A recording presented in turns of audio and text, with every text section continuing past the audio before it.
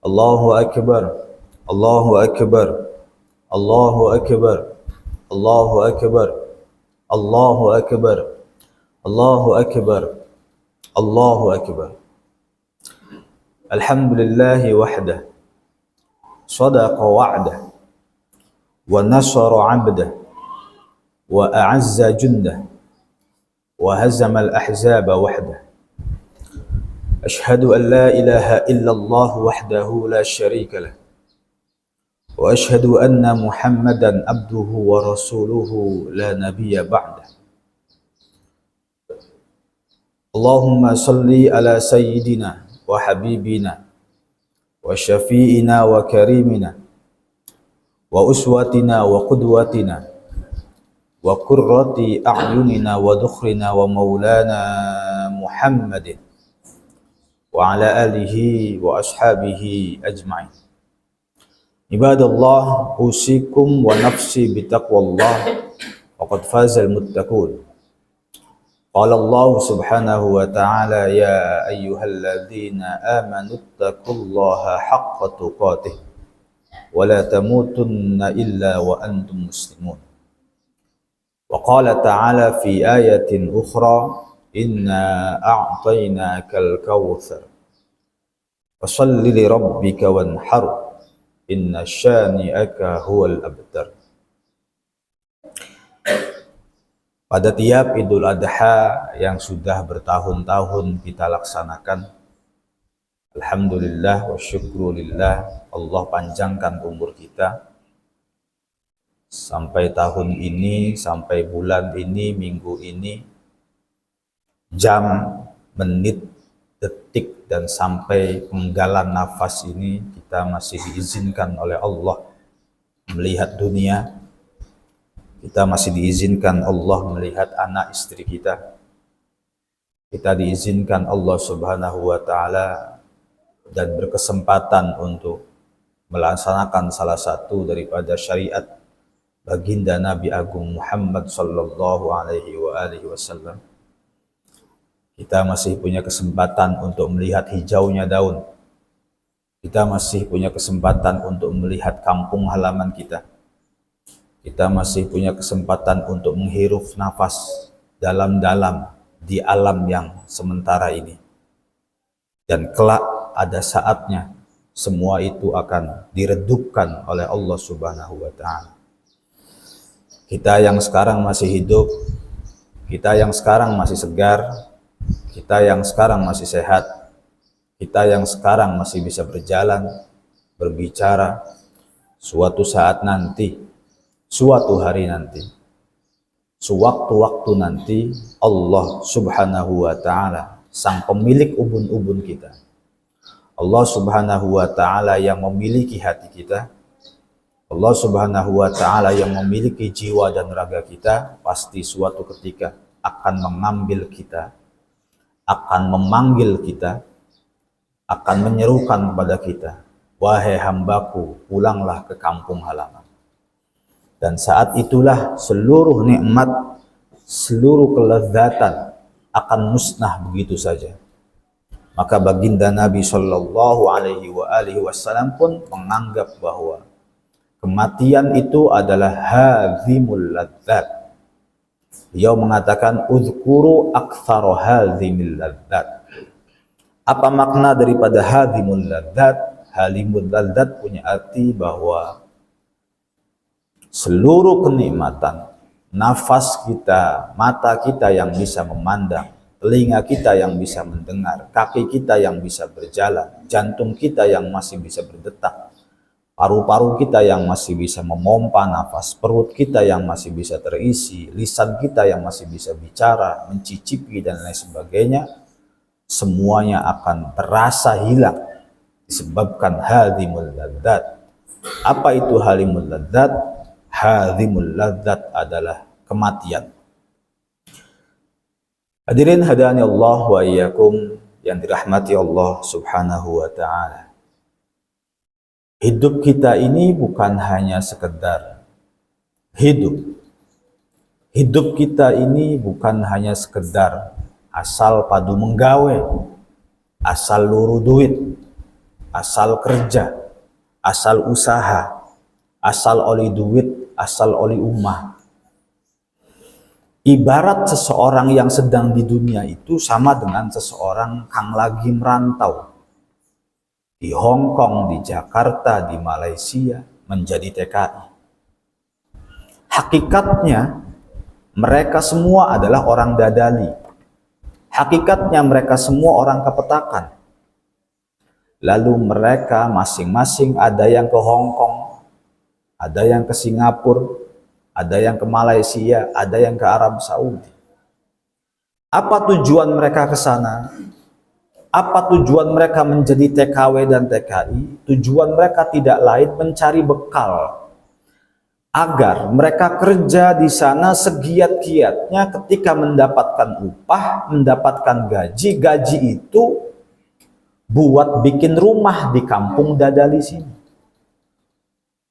Andaikan ada orang yang pergi ke Malaysia menjadi TKW, andaikan ada orang pergi ke Cikarang kerja ning pabrik puluhan tahun dan balik-balik ning umah tumbas motor mawon mboten saged,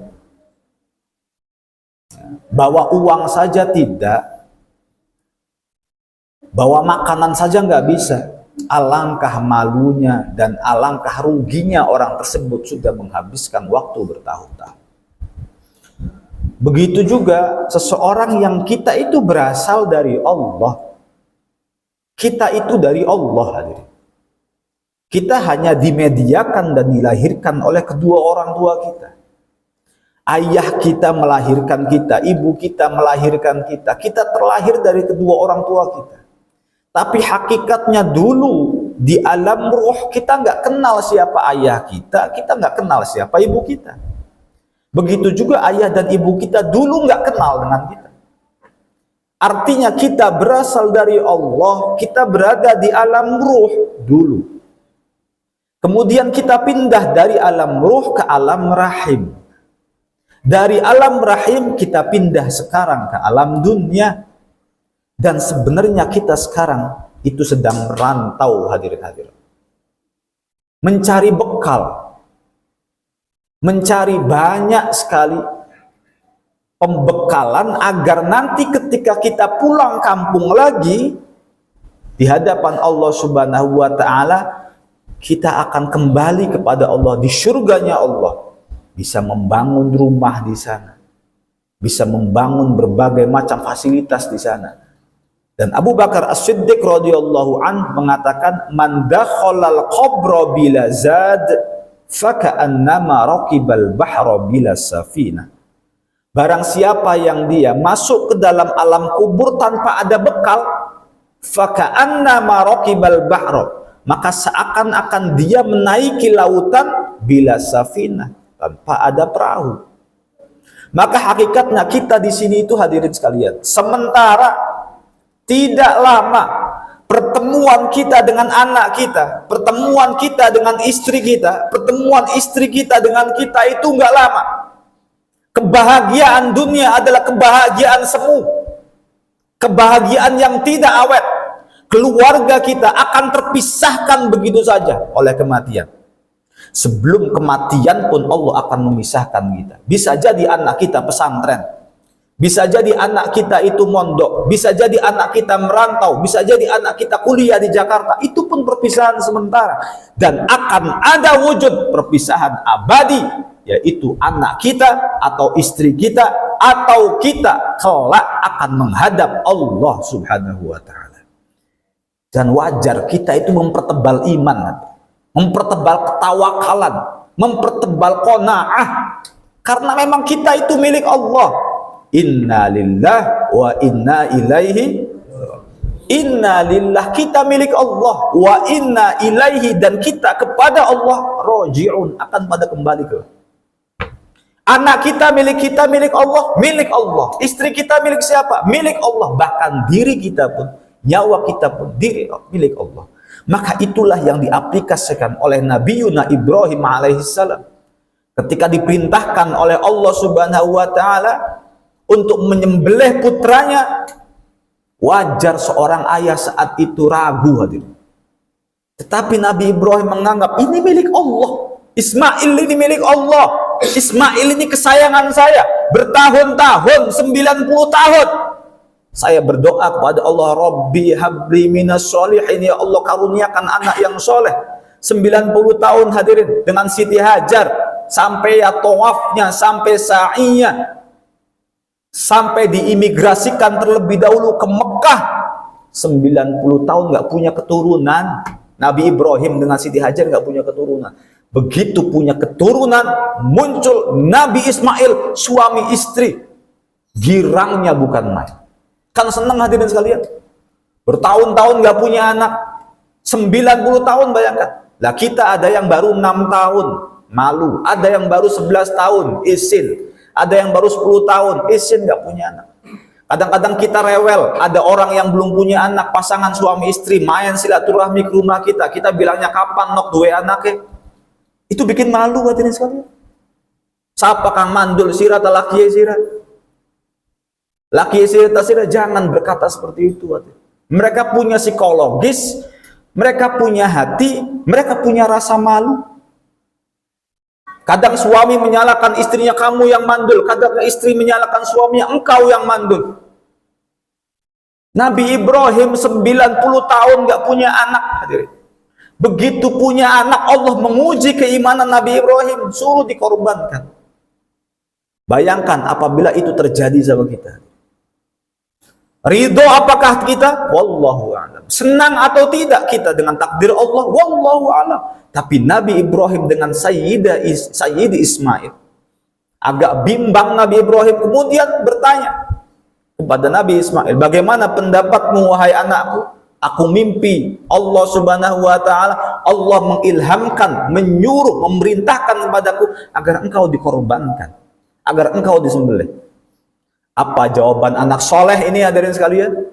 Anak soleh ini menjawab, ya ayahku, lakukan apa yang diperintahkan kepada engkau. Nah, sekarang hadirin sekalian, hadani Allah wa iyyakum, kadang-kadang kita membangun sebuah bahtera rumah tangga bukan lillahi ta'ala. Asal nikah, asal urusan, asal nyari uang, asal bisa punya rumah, asal bisa punya kendaraan. Satu tetangga dengan tetangga yang lain persaingan, motornya apa ku, motornya NMAX, kita kan pengen tuh X-Max. Kunku, tetangga kunku duwe emas, emasnya palsu tak asli, kita gak pengen tuh emas. Apa-apaan pekerjaan kita itu hidup untuk Allah. Wa ma khalaqtul jinna wal insa illa liya'budun. Kula kabeh tidak diciptakan kecuali kita semua untuk beribadah kepada Allah Subhanahu. Tetapi dunia pun jangan sampai kita lupakan. Kita pun hidup di dunia, cari bekal untuk dunia, tapi jangan berlebihan hadirin. Kita punya istri, nasihatin istri kita agar istri kita cinta kepada Allah. Kita punya istri, nasihatin istri kita, nasihatin anak-anak kita agar istri kita, anak-anak kita cinta kepada Rasulullah. Agar istri kita, anak-anak kita mencintai syariat Allah. Agar istri kita, anak-anak kita melaksanakan sholat 5 waktu. Jangan sampai kita, anak kita, istri kita hanya bertemu di dunia saja hadirin. Kita ingin saya mati, nanti kelak istri kita dan anak kita menyusul di surganya Allah Subhanahu wa ta'ala. Atau istri kita meninggal, kita dan anak kita menyusul di surganya Allah. Atau di sini ada yang barangkali putra-putrinya meninggal, ayahnya yang rajin ibadah, ibunya yang rajin ibadah kalau pengen ketemu sama anaknya di surga. Jangan sampai anaknya di surga, istrinya di surga, kita nggak ketemu sama istri dan anak di surga. Justru kita jebur di dalam api neraka. Na'udzubillahi min dzalik. Hadirin sekalian, jalan-jalan silakan. Tamasya ke Ancol. Tamasya ke Ancol. Enak ngajak orang lain atau enak ngajak keluarga sendiri? Maka enak ngajak keluarga sendiri. Kita tuh ingin selamanya bareng sama keluarga. Sehidup, semati, sedunia, seakhirat. Saya ingin mak ketemu sama kamu lagi di surga. Saya ingin neng ketemu lagi sama kamu di surga. Saya ingin mbak ketemu lagi sama kamu di surga. Saya tidak ingin dunia ini hanya pertemuan kita sementara, di mana pertemuan kita itu ada batas waktunya, ajalin musamma.